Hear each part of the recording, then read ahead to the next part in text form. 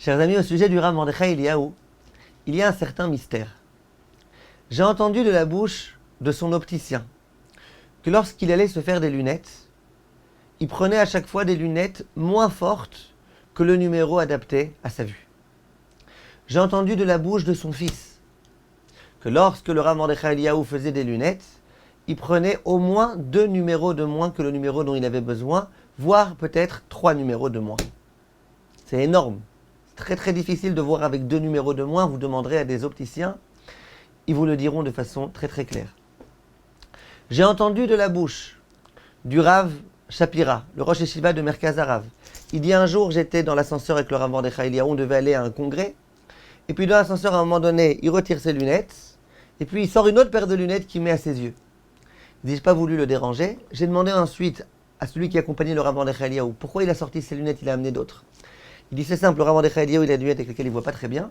Comme ça, quand il va dans les endroits où il y a des femmes, il peut mettre ses lunettes là et de toute façon, comme ça, il ne voit rien. Bref, de plusieurs façons différentes, on accède à la même conclusion. Le Rav Mordechai Eliyahu faisait en sorte d'avoir des lunettes moins fortes. J'ai interrogé tout un chacun, le fils du Rav Mordechai Eliyahu, le petit-fils du Rav Mordechai Eliyahu. J'ai interrogé les gens. Pourquoi le Rav Mordechai Eliyahu avait des lunettes moins fortes? Ils m'ont tous dit Kedusha, pour faire attention à ses yeux. Je leur ai dit donc c'est pas obligatoire, c'est juste une midat chassidout. C'est pour faire un peu mieux, pour s'écarter encore un petit peu plus du monde matériel. Ils m'ont dit oui, visiblement. Le Chafetz Chaim, on raconte à son égard, de façon avérée, c'est écrit dans les livres, qu'un jour on lui a demandé pourquoi dans la rue tu mets pas tes lunettes. Il a dit qu'est-ce que j'ai tellement besoin de voir dans la rue? Qu'est-ce que j'ai déjà tellement besoin de voir? Pareil. Et puis si vous consultez un petit peu les écrits, vous verrez combien de Chachamim, quand ils sortaient dans la rue, soit ils ne mettaient pas de lunettes, soit ils faisaient en sorte d'avoir des lunettes avec lesquelles on ne voit pas bien. Soit on dit du Rav Tzadka, par exemple, quand il sortait dans la rue, il mettait ses doigts sur les lunettes pour les abîmer, pas pour les abîmer, mais pour faire en sorte qu'ils ne puissent plus très bien voir. C'est comme ça, si je vois quelque chose, je verrai déjà plus très bien. Il y a tellement d'histoires. Question, pourquoi? Quel est le sens? Où est-ce qu'il y a écrit dans la halakha qu'il faut faire une chose pareille? Alors je vais vous dire, et j'ai donné moi-même le pshat, ce pshat-là, au fils du Rav Mordechai Eliyahu et au petit-fils du Rav Mordechai Eliyahu. Je vais vous dire à mon avis quel est ici le sens. Il y a une halakha, ça figure dans la Gemara de Masechet Baba Batra Daf Nun Zayin, qui est que si, pour aller quelque part, à une destination précise, j'ai 2 chemins.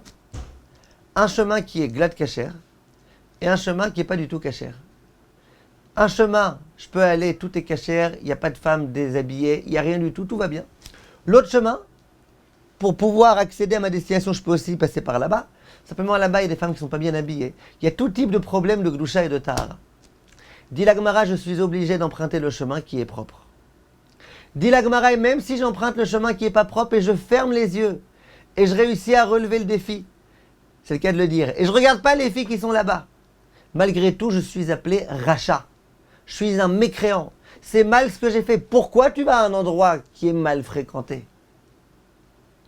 De là, on voit que lorsque tu as 2 options, il faut opter pour l'option qui est cachère.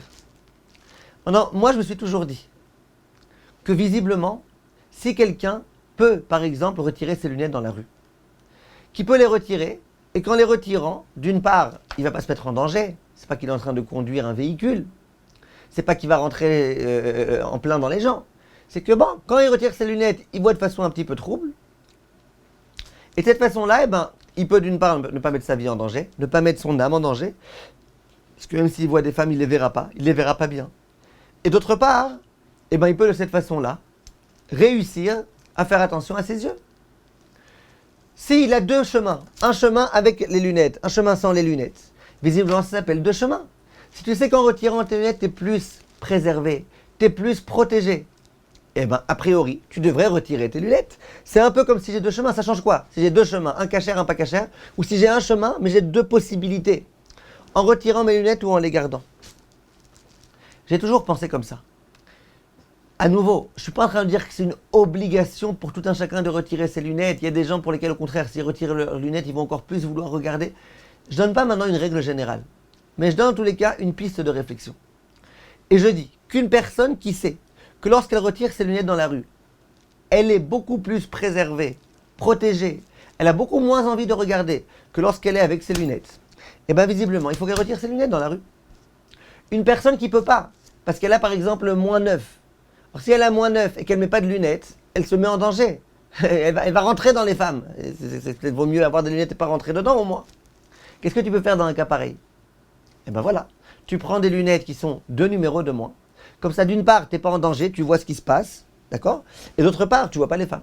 Ou tu les vois moins, ou tu les vois de façon beaucoup moins claire, beaucoup moins précise. Tu vois moins tous les reliefs, etc., etc. À mon avis, c'est ça le pshat dans Rav Mordechai Eliyahu. Le pshat, c'est qu'il considère ça comme étant Darka Harina. J'ai un autre chemin. J'ai un chemin avec lequel je peux ne pas voir. Donc même si je réussis à avoir des lunettes normales et à ne pas voir, je vais être appelé rachat. J'ai pas envie d'être appelé rachat.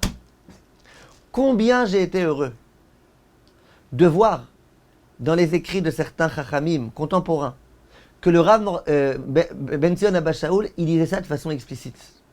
Il disait de façon explicite, tu peux retirer tes lunettes dans la rue et de cette façon-là être préservé. Retire tes lunettes dans la rue. Pourquoi? Parce que ça s'appelle Darka Harina. Ça s'appelle que tu as un autre chemin. On dit ça aussi au nom du Rav Yehuda Tzadka. Combien j'ai été heureux. Ça, je l'ai toujours pensé.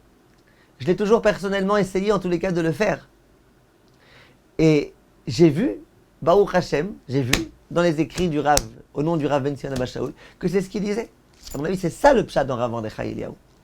Retenons de là, mes chers amis. Quand quelquefois on est obligé d'aller dans des endroits dans lesquels il y a de la pritzout, à Paris, c'est à peu près partout. En Israël, ça dépend où est-ce qu'on habite. À Tel Aviv, malheureusement, c'est à peu près partout. À Yerushalayim, dans la Rakevet Akala, par exemple, le petit train, là, l'espèce de métro, là-bas, il y a de la pritzout. C'est sûr, c'est notoire, c'est connu et reconnu. Rechov Yafo, il y a de la pritzout. Dans beaucoup d'endroits, dans beaucoup de rues, dans beaucoup de quartiers, il y a de la pritzout. Il y a des femmes qui ne sont pas bien habillées. Et c'est très difficile de faire attention à ses yeux.